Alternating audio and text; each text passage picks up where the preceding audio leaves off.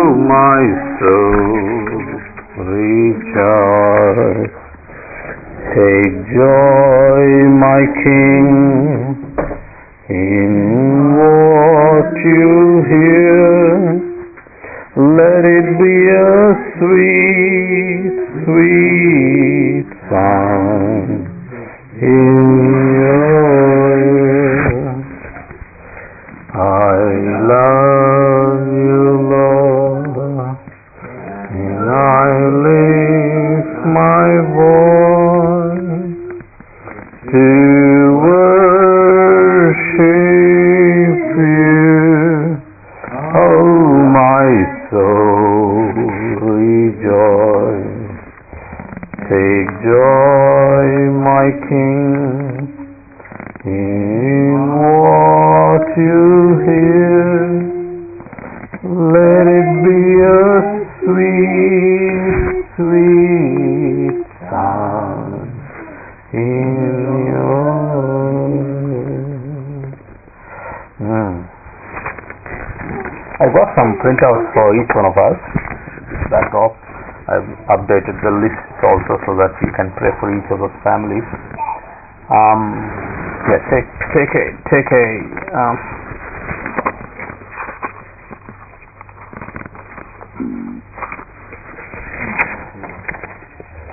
last week Friday I was sharing at Daniel's home. Some of you may know Daniel. Billy Daniel is one who comes to us sometimes. We were praying in his home, and then I suddenly got this idea because we were looking at Hebrews chapter. One more at the end.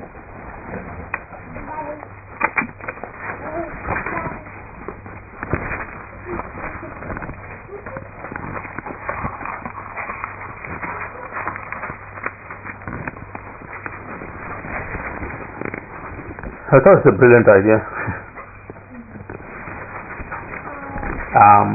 Hebrews 11, interestingly, has so many names, isn't it?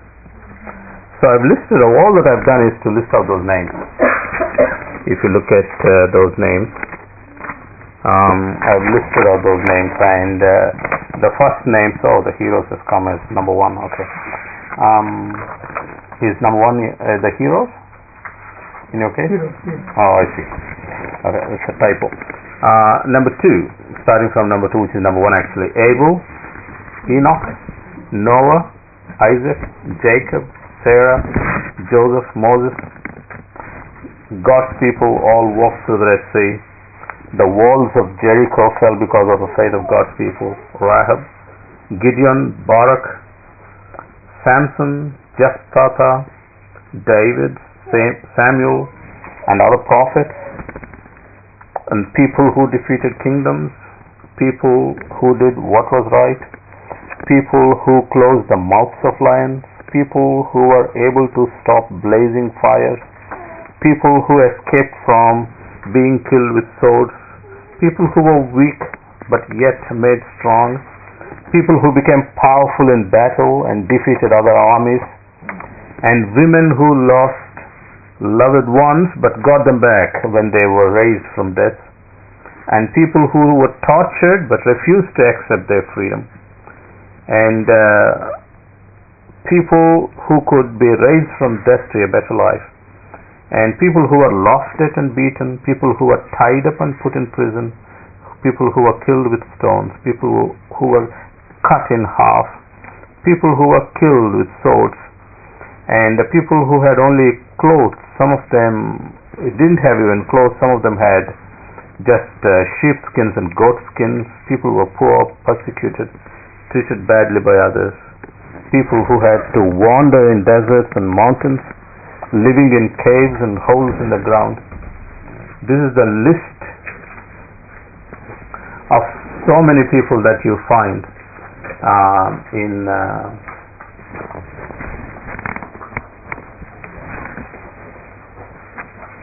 chapter 11 of the Hebrews.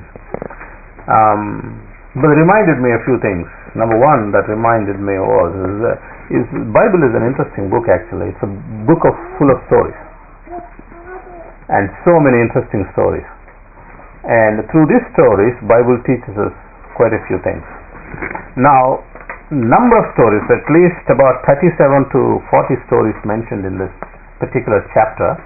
If you start reading about each of these stories as a Bible study, your personal Bible study, Bible reading, I am sure you would be covering about 88% of Old Testament.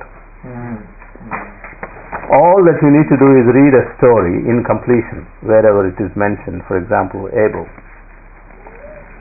and first few chapters of Genesis, Enoch, first few chapters of Noah. By then you will have finished about 5 to 7 chapters. And then Abraham is missing somehow. A big man. Yeah. Somehow that's got missed. If you could write it down, that's important. Abraham, the first 25 chapters of Genesis. And Isaac, Jacob, Sarah and Joseph, you will have finished the book of Genesis completely. And Moses, you will see Exodus, and also number 10, God's people all walked through the Red Sea. And when you come to Joshua, the walls of Jericho, Rahab. When you come to Judges, you will see Gideon, Barak, Samson, Jephthah. When you come to 1 Samuel, 2 Samuel, you will see David and Samuel, and you will see all of the prophets and the people of God who are defeating kingdoms and so on. And you will quickly, the closed mouths of lions, you will see Daniel, book of Daniel, and stop blazing fire, Shadrach, Meshach, Abednego. You are covering almost all the Bible, you see, the Old Testament. So I thought it's a very interesting approach to reading the Old Testament. So I thought I'll just give you this sheet so that you can, when you read it, you mention those verses and chapters that description of Abel is in the Bible. That could be a good Bible study. On top of that, you could make some notes and so on. And with these questions, every time we read Bible, it's important that you have some questions in mind.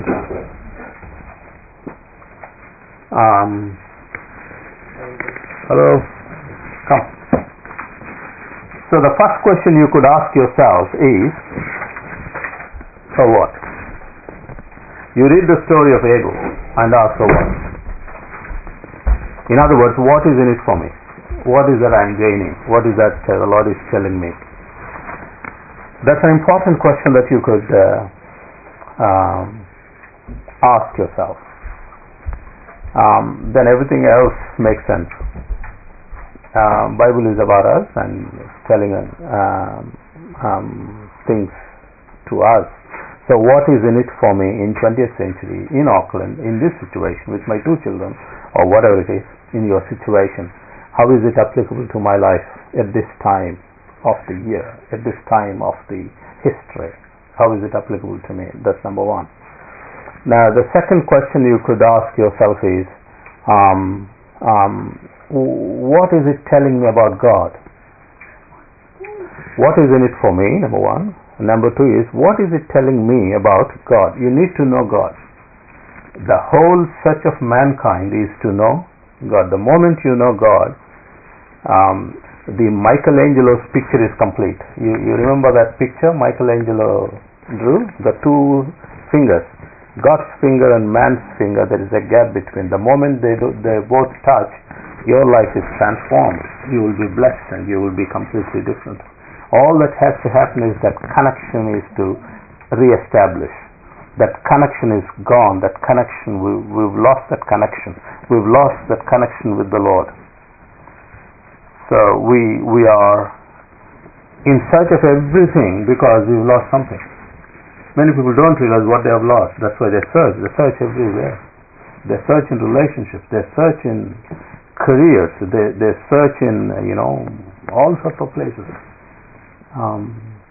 Keep on searching. Keep on searching. People are searching basically to find that missing link in their life. That's why Pascal said there is a God-shaped vacuum in every human heart. Only God can find. God can fill. So that gap needs to be filled. That's important. So, what is this telling me about God?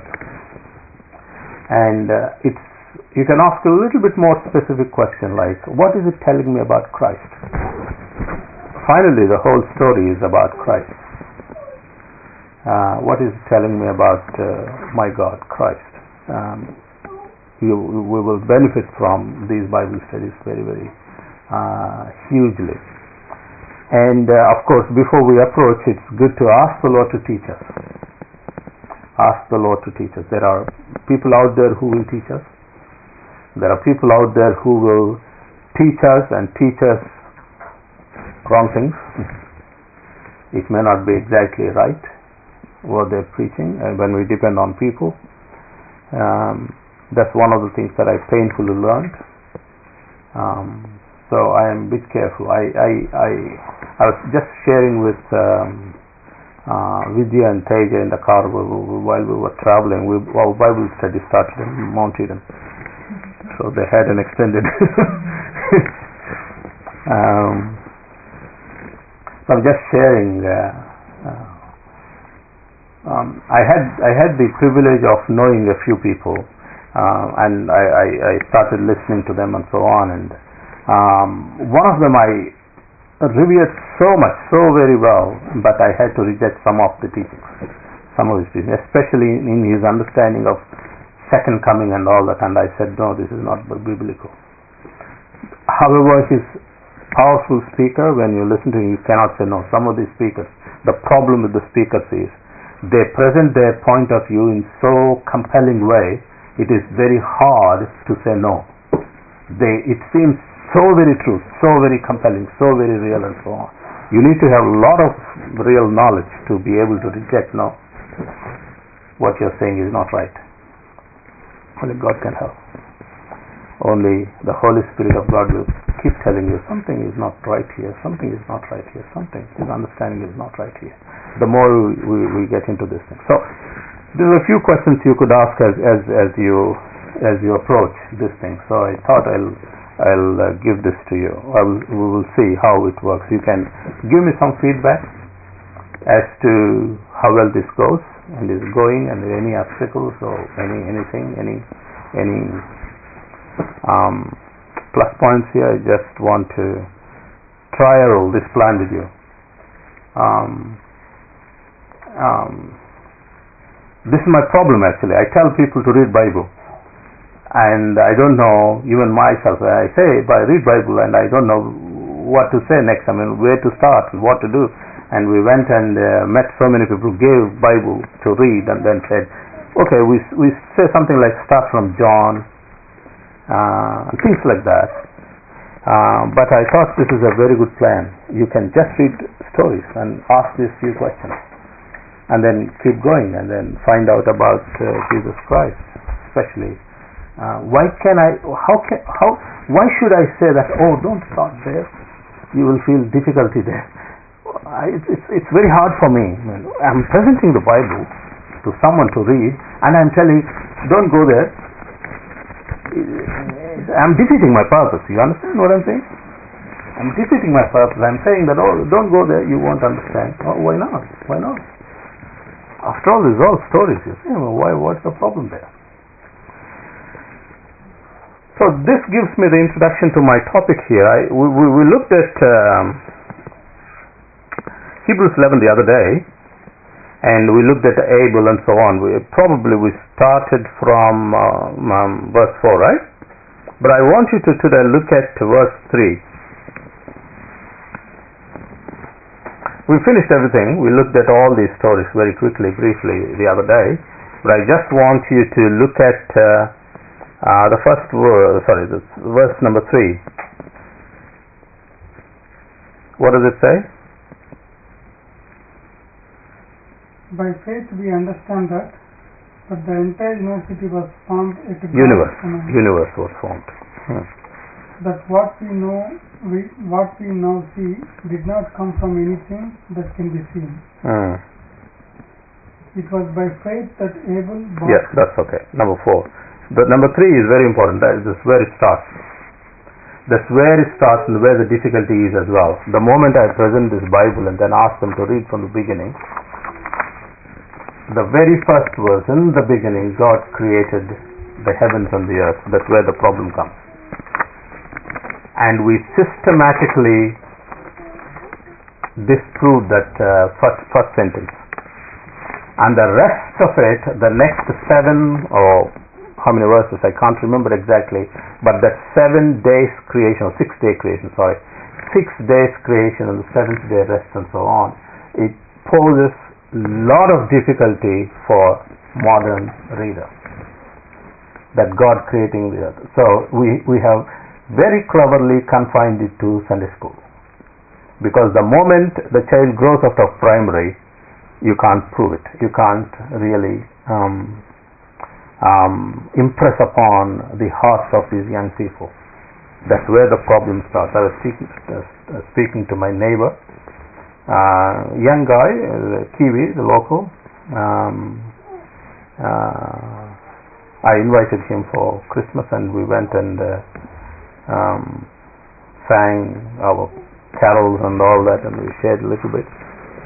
And that guy was in the choir, church choir. He's a singer himself.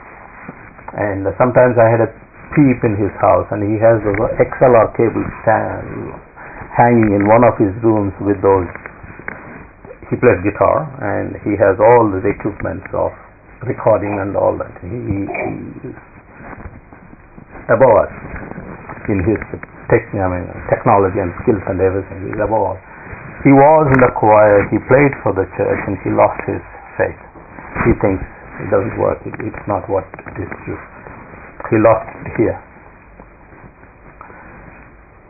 To be able to believe that the universe was formed at God's command, what do we need? Faith. By faith we understand that the universe was formed at God's command. Now my question is, to argue that the universe was formed by evolution, what do we need? Do we have any proofs? Is my question. Or does it require faith again?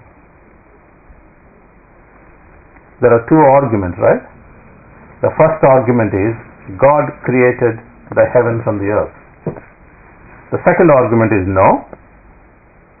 Universe was formed by evolution. It evolved from nothing. It came out from nothing.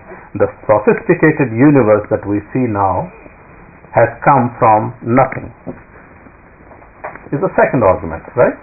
And it evolved. How did it evolve? 2 principles. The first principle is natural selection and the survival of the fittest. Which couldn't survive died, and which could survive reproduced and thrived and became big. In the whole, there is a lot of mutation happening, and then something has evolved from small to big and beautiful and brilliant and smart and something amazing and so on. That's the theory, right? That's what it is. That's evolution. And we know that saying that God has created the heavens and the earth, you need faith. By faith we understand that the universe was formed at God's command. And to be able to argue that the universe was formed through evolution, do we have any proof? Or do we use the same thing, faith, to understand that? What do you think?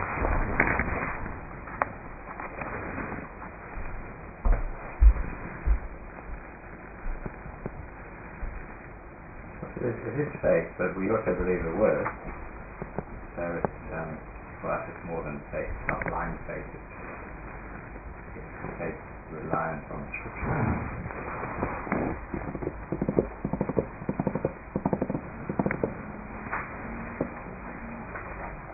What do you think about scientific evolution? Is it right or wrong?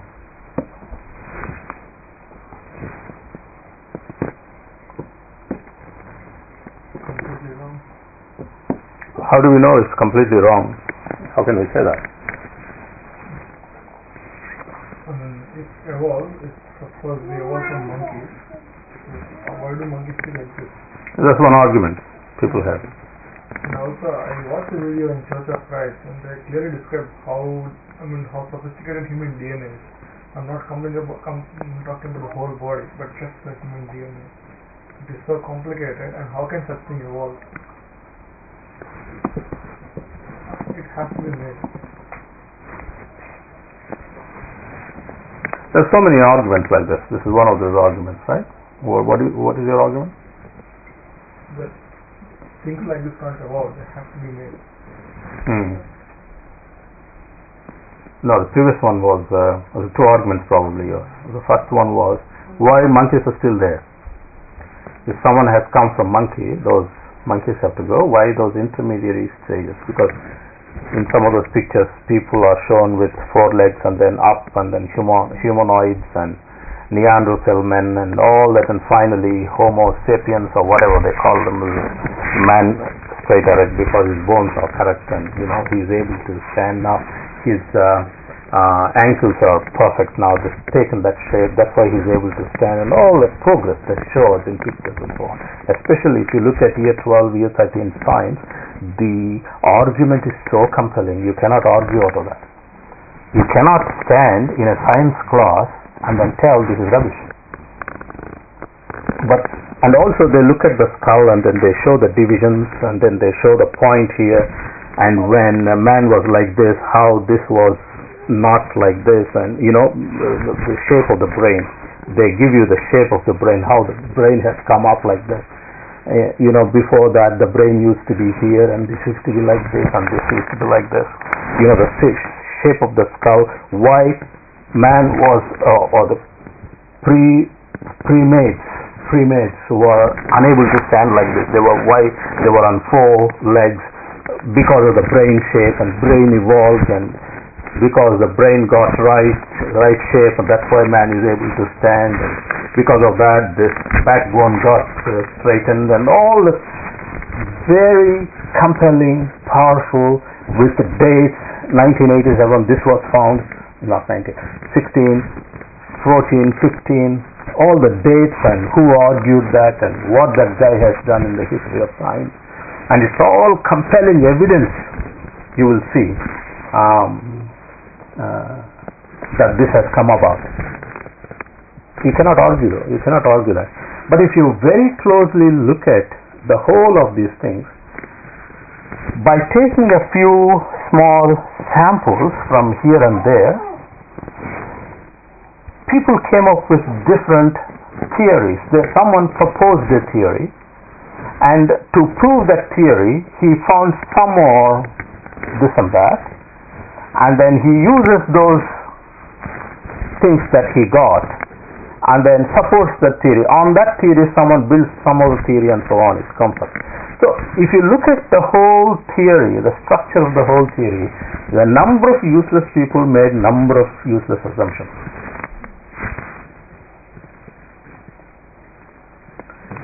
It's very intelligent lie. It is very well made, structured, beautifully woven together lie. People have made assumptions. Why are they assumptions? The whole science stands on one point. If you know science, some science students are here. The whole science stands on one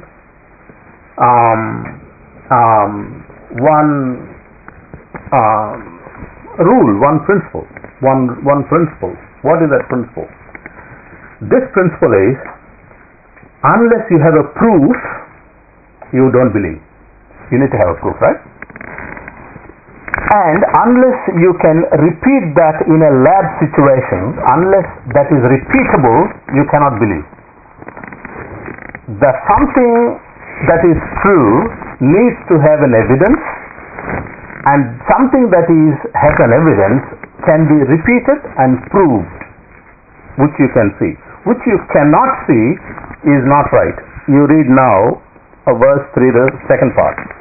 By faith we understand that the universe was formed at God's command, so that what is seen was not made out of what is visible. It is direct contradiction to science. Science always says, if you say something, you have to prove it. If you say something, that has to be repeatable. That has to be repeatable. That has to be repeated in that controlled environment. But for some of these assumptions people have made all these years, how many people can go back and then repeat those propositions in a lab situation and then say man was like that before? It's not repeatable. It's humanly impossible because of the time, because of not available material, because of whatever components that you bring in, they cannot be repeated in a lab environment. These are only observations people made and then formed some opinions, not facts. And all those opinions, they're formulated into theories and presented in a beautiful structure of life.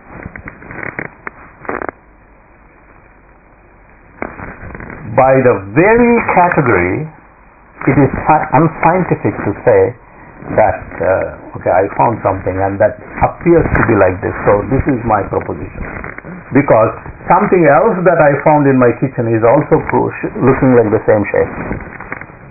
You cannot say that by the definition of science, by the very definition of science.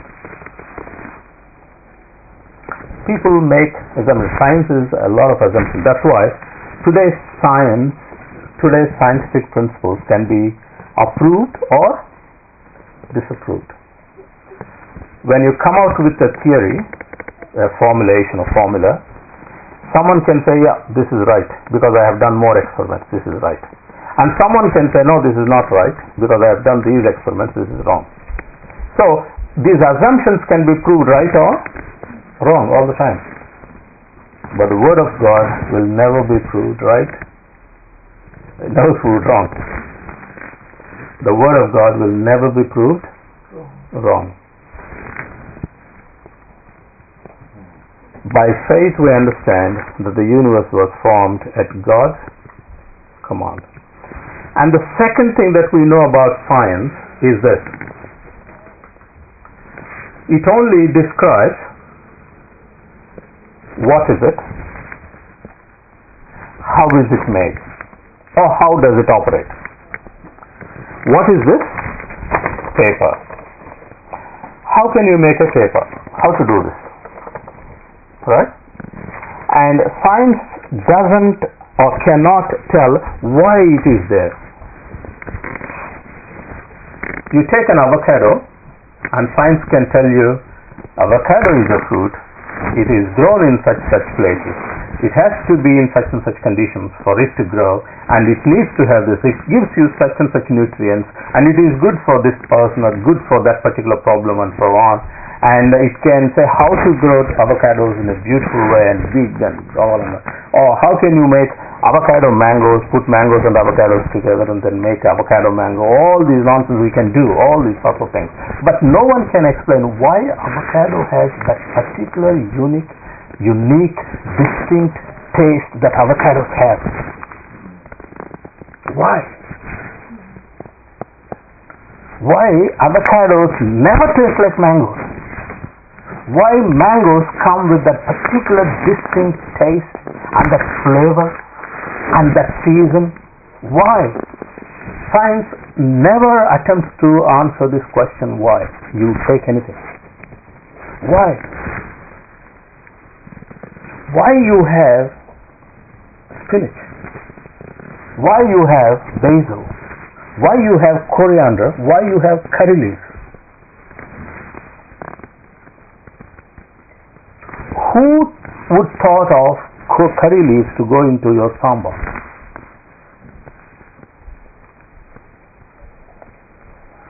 Why the curry leaf brings that specific taste, that specific flavor to those things that we put in?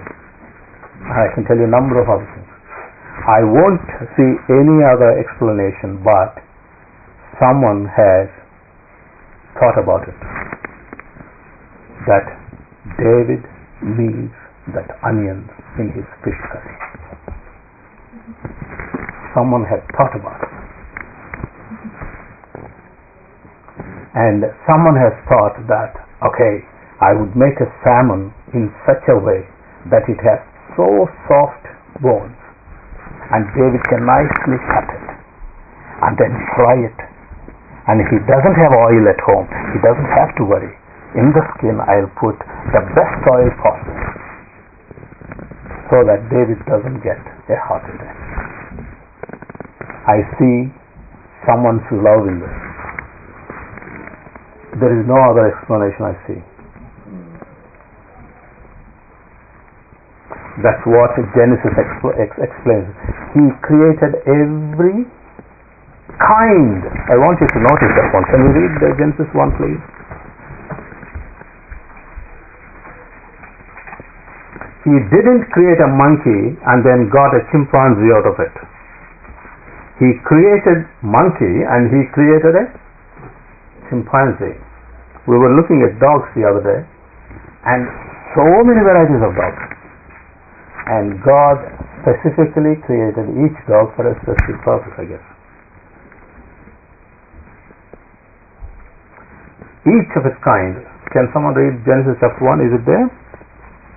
According to its kind. And God said, let the land produce living creatures according to their kind. According to their kind. You know, something happened recently. They said dragonfly, they found a fossil, dragonfly fossil. They found a fossil, and that fossil, according to this carbon and all that, and it belongs to some, can't remember, 14 billion years ago. 14 billion years ago. That fossil must have been there 14 billions of years ago. And even today, if you go out, you will see the dragonfly. It has not changed. It was created in that way, and 14 billion years ago, if you still believe in billion years. Anand and I went and met with a Canadian nuclear physicist who came here to give a talk, and he was using a lot of mathematics and physics which we couldn't understand too much because it was too much for us to handle. But the way he approached it and then proved that the world could well be what Bible tells us the age of it. It doesn't have to be millions of years. And he gave a number of proofs, and he proved mathematically. He gave us physical theorems and so on. And so many learned people there and asking questions which we don't understand what that question was. But in the whole transaction we understood that the earth doesn't have to be so many billion years old. It's all assumptions made. No one can prove it again. You can only make assumptions. So the dragonfly, you still say dragonfly. Sodom, read. And God said, let the land produce living creatures according to their kind. Livestock, creatures that move along the ground. Livestock, creatures that move on the ground. And the wild animals. And the wild animals. Each according to its kind. Each according to its kind. If you have a pen, please underline that one. That is the answer. Which verse is it? 24. God had a specific design to create a horse as a horse, a buffalo as a buffalo, a goat as a goat. He is not confused that a goat will grow big and then become a buffalo. No.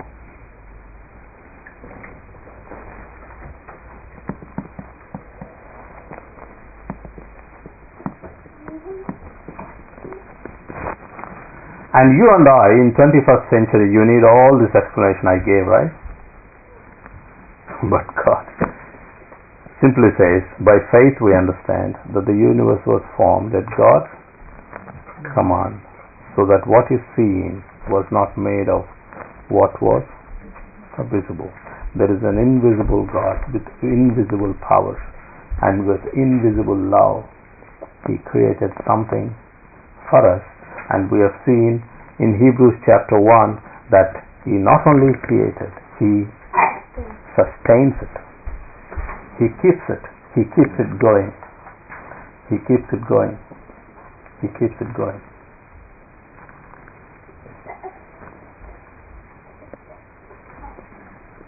what does the earth does? It revolves around the sun. And in the process, what does it do? Yeah. It rotates on its own axis. It rotates in its own axis in a particular degree. It is moved just a particular degree. So when it rotates and goes around the sun, it creates those 4 seasons. And as far as I know, since I am born, it's never slipped it. It has been going in the same direction. Right? But I know so many rails derailed. The things man had made. So many aeroplanes fell. There were so many accidents because man thought this should go just like this, but it never went just like this. Of course, we've got very safe aviation, very few accidents, but nevertheless there are accidents. Nevertheless there are train derailments, right? Nevertheless there are quite a number of accidents. But you will never see these things move a millimeter this other way. So perfectly going in it because God sustains. How do you explain it? Chinese thought that the whole earth is on top of a turtle. And others thought that a big elephant is carrying the whole earth. But now we know, we've gone into the space and then we've taken photographs and so on. It doesn't have anything, it just goes like that. And all that we can talk about is gravitation. Can someone explain gravitation? No scientist ever come to say this is what gravitation is. This is how it happens. And never, let alone why. Why is gravitation there? Why? No one explains. No one can explain. Why part? Even how part? What is the gravitation? What is that power? How much is the power? Is it 10 kilos or 20 liters? Or what is the measure for that? For the gravitation force? We all know that whatever is the measure, if it goes little over or little less, the whole thing is going to collapse. So what is that gravitation? Do you measure it in liters, or do you measure it in kilometers, or do you measure it in ounces? Do you measure it in, what measure do you use? What is that force?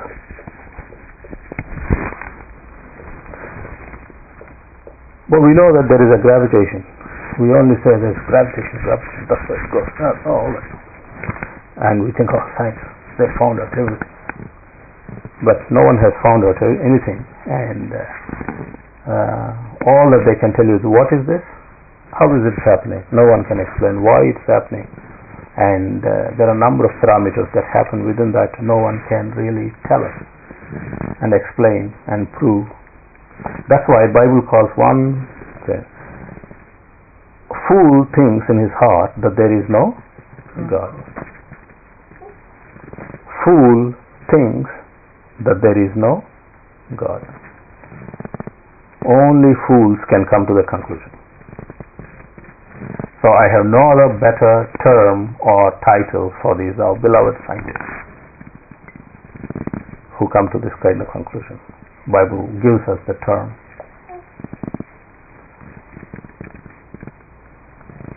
Now the last question I want to leave with you is this.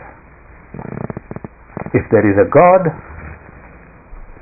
there is a God behind all this story, if God's power behind all this, if God's love behind my avocado, who is this God? I want to find out. Who is this God? Is this God someone who is with a sword ready to punish me? Is this a God who is coming to punish all the bad people? Who is this God? Is this God a man or a woman? Is this God, how does he look like? Is any person? Or what is God? How does he look like? What is he God? What is this God? These are the questions one has to really carefully fathom, because if there is a God and if he is behind this power is behind this construction, is behind this engineering, and is behind for all these things to happen. Maybe he is trying to tell us something. He is telling us how to behave. He is telling us how to live.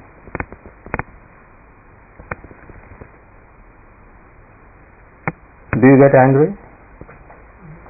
In what circumstances do you get angry?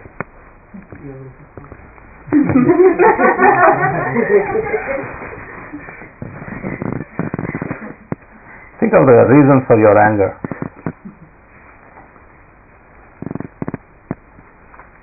Frustration. Yeah? I think that's frustration. But what is anger?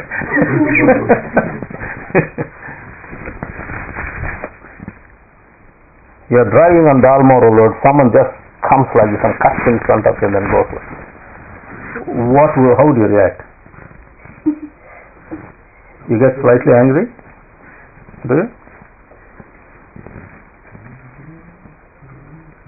If someone has cheated you and then sold something for more dollars than it actually should be, what is your reaction? What's your reaction? If someone cheated you and then a immigration consultant, brought these people, with a lot of lies. Oh, New Zealand is like, but the moment you go, there's a BMW waiting. You can just drive in it, When you reach this beautiful skyscraper, there is an office for you.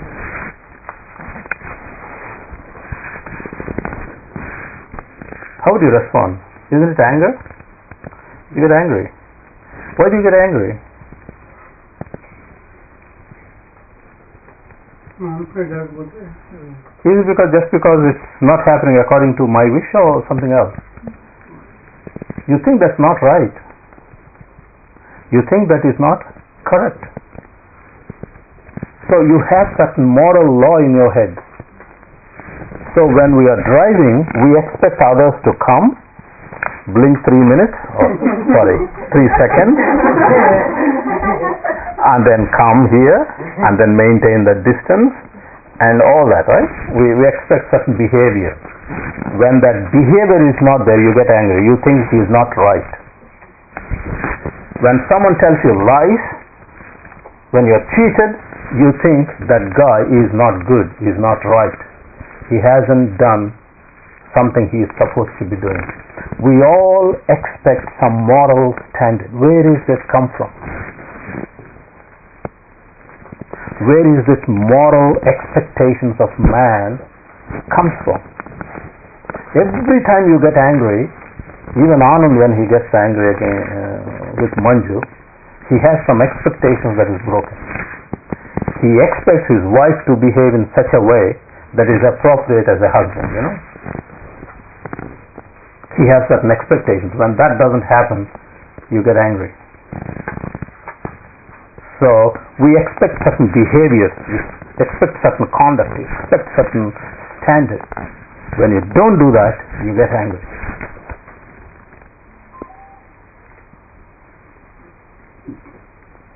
Where is this moral standard coming from? How do you explain in the process of evolution? How do you explain this morality that we talk about, we so worry about, and build systems in order to keep everyone into those borders? Why these traffic lights? Why can't people just stop, look and go? Why do you need a traffic light? Why do you need the police system? Why do you need locksmiths? Why do you need to lock it up? Why do you need an alarm? Why do you need to have a password for your bank account? Why? We know very well that these things will be violated because there are people. Will you give me your password? Many times we think bad people are out there, right? Bad people, those people in big motorbikes and then fierce-looking people, gang and all that, drugs and all that. We think those are the bad people. But give me your password. You potentially consider me as a threat. You will never share your password with me. You never trust me as a person. And there are some husbands who don't give passwords to wives. And there are wives who don't share their passwords to husbands.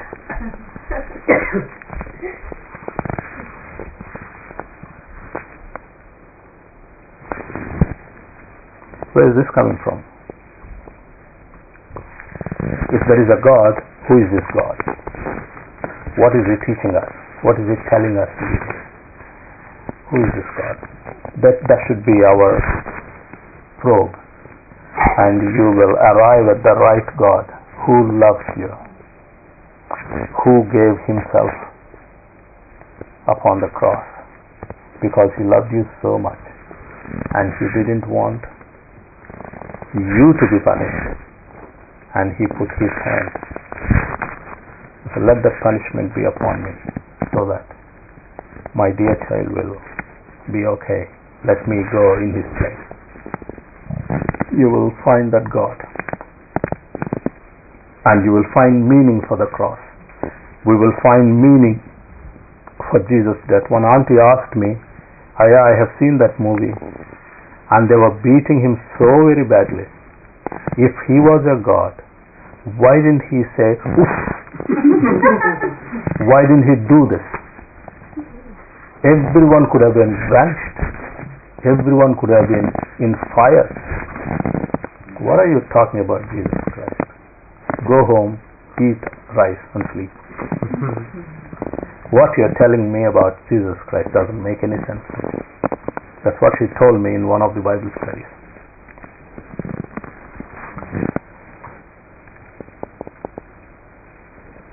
If we don't ask the basic questions, who is this God?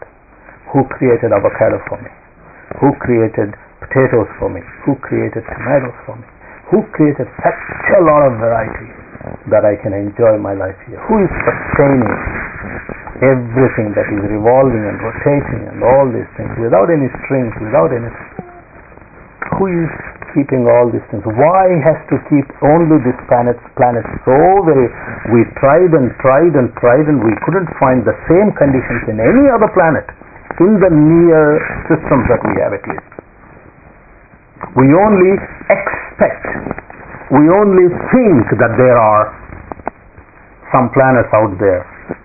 But anyone stopped and thought about why only in this planet? This is sustained so very nicely with the same temperature, with the same conditions that the life can, where there is water. Why only this planet? What's happening? Who is behind it? Then you will come to know the right God. And the cross becomes meaningful. The love becomes real. And we will be moved with tears. Lord, save me. I expect some good behavior from other people, but what about me, Lord? Given the chance, I will be like that. I have done that many times. I am not good myself. So because of my sin, you've come to die for me, Lord. And you will run to Him. And the Bible tells us, you know all that, right? Anyone who believes that Jesus died for your sins, was buried, and rose again on the third day will be saved. All that we need to do is to believe in that man, Jesus Christ, who came here as a sinless man, walked sinless, and then died sinless, so that you and I be sinless too. That's the story. Any points you want to add? Anything you want to say? Any questions?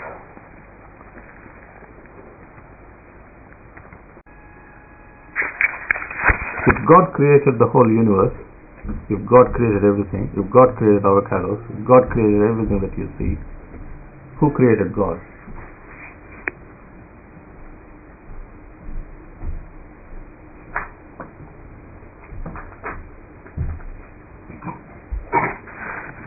The he's beyond time, so it's not a relevant question. It's not a relevant question, that's right. How do we say? There's a number of different ways of saying. He is not bound to time. That's one thing. But how does he exist? How does he exist? How does he come about? Who created God? Is a question people very regularly ask. That's when we stop. How do we answer? I don't know. Very interesting. Someone told me, very interesting question. It's a categorical mistake. Categorical mistake. Categorical mistake is a category. There are certain categories, right? So, this is an inanimate object, right? I don't expect it to walk or run or hear or anything. It's an inanimate. By category, it's an inanimate object. Someone made it. It's an object someone made it. It's not organic. It doesn't have life in it. It's an inanimate. And if you look at onions and potatoes and all that, they have life in it. And you have some other animates which have even movement. Even plants have certain movement, when things come they can close and all that sort of thing. But very visible animals' behavior is completely different. They are categories. But men are different, not animals. Men as a category is different, and men and women and all that. In all these categories, different categories that we have, there are particularly two categories that we need to do. Some that is created. God comes under the category which cannot be created. God is the one who started the creation. That category started from God's mouth. So when you ask a question like who created God, you are making a categorical mistake and putting God into creation. God is above creation. He is beyond creation. He is the one who created. It's a categorical mistake you're making. God is not the one created. He is eternally existed. He is eternally existed. And the only way that God is behind for everything, the only way that he can prove God is behind everything is the purpose. The purpose. What is this for? To record. What is this for? What is this for? What is this for? What is this for? What is this for? What is this for? What is this for? What is this for? You ask all those things, you have answers. What is this for? What am I for? You have answers for everything that I can ask you. What is the bulb for? What is the fridge for? What is the room for? What is the toilet for? What is the washing machine for? All the items you will answer me the question. What is the man for? You will also answer some of the animals. What is the dog for? What is the cat for? What is the buffalo for? You have certain purposes you created certain purposes out of that. You never live or do something without a purpose. There is a purpose behind everything. But only for your life there is no purpose. Isn't it odd?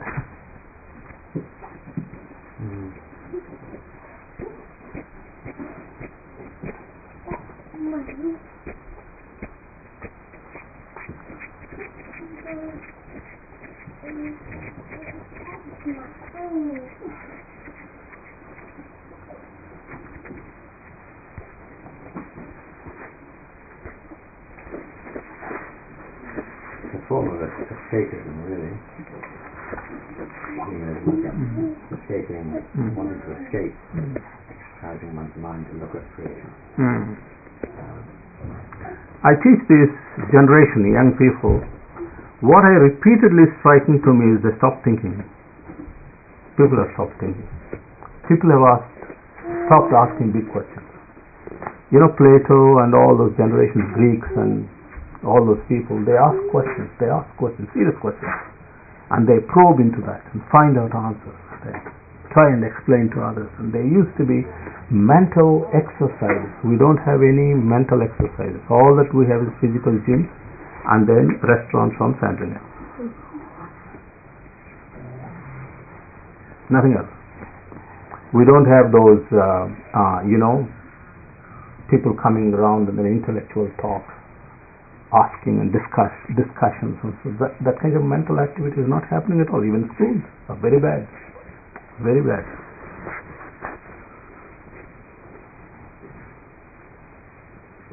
Man stopped being man and behaving like animals. I went to a cricket game the other day. A very young girl, a beautiful thing, 17, 18, 19 years maybe. She was seated in front of us, in the seats in front of us. I was so very uncomfortable to be with Nina next to me, because the things that she was doing with the rest of the boys is appalling, disgusting to see. She was always seated on the boys' laps, just in front of us, cricket and so on. My mind was going forth and coming here, looking at Nina, and I was very, very disgusted.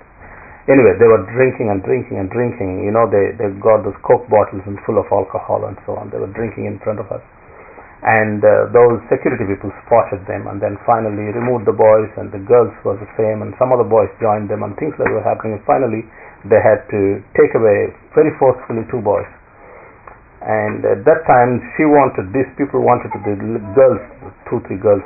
She got up, and just in front of us, she got up and then tried to jump off that row of seats. She got onto the seat and flat she fell. I don't know who father is. If it was my daughter, I would weep and weep and weep and weep for my daughter like that. I wouldn't like my daughter to be like that. Who is your dad? Who is your mom? Do they know that you are like this animal? No shame, nothing. No clothing on her. She felt just like that, part. And God created her such a beautiful person. I don't have that hair, I don't have that skin, I don't have that, anything like that. God created with a purpose, but she lost her purpose and doing all sorts of dirty things. When I look at her, what about me? It's easy to condemn, it's easy to say something about those innocent girls or innocent boys. And probably dad and mom were not that diverse when she was born and left at someone's thing. I don't know what's happening in there. What about me? What about my thoughts? What about my attitude? What about my life? Do I realize that there is a God and I am accountable to God? From all situations we could learn, but what we understand when we think there is no purpose for my life, we become purposeless. When we think that the end of our life is the death grave, we become purposeless. End of our life is not the grave. Jesus rose from the dead, and we are going to rise again. We have eternal life. That's what the package is. That's what the gift of eternal life we are talking about.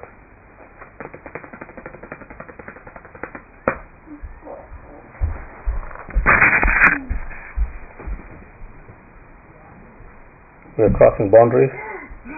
Time.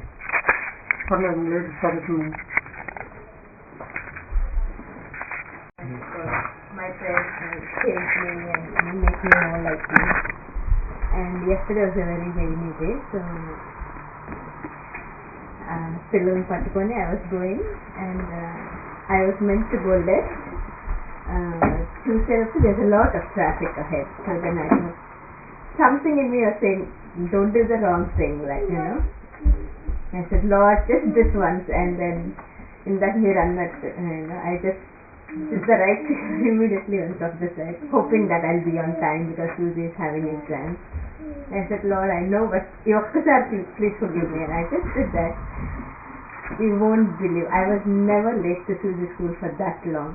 And when there was a lot of traffic, and somewhere I thought, okay, I won't go this way, then I lost my direction, I lost somewhere, I went somewhere, and then finally by the time I reached school, it was 9:20. Usually, if I had listened and gone my usual way, I would have been maybe 10 minutes latest. So I came back home and I said, God forgive me, I didn't really take it seriously. Like I was always thinking, I don't do it all the time. It's just the doctor said this is an emergency situation. And after I came back, I was thinking, I sing, Lord, I want to follow you all the days, or I want to be more like you. But when a situation came, God really used it to make me more like Him and taught me a nice lesson. So. And don't tell it to church, this only like no more of this song.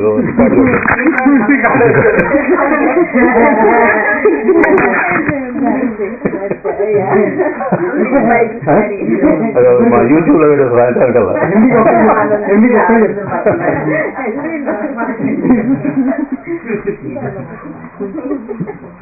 కానీ interesting thing ఏంటంటే the whole story లో your own story, God was very gracious. He immediately taught you.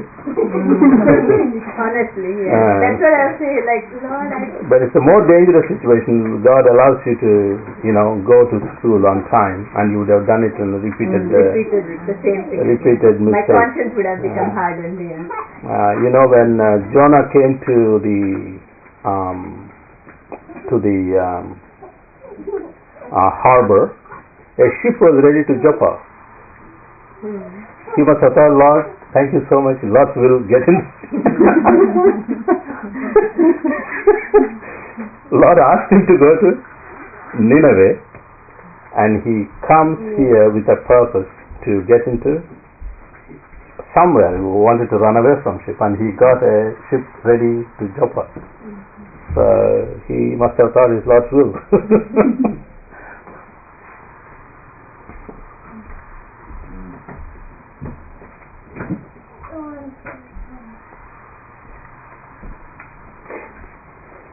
Thanks so much for trusting us.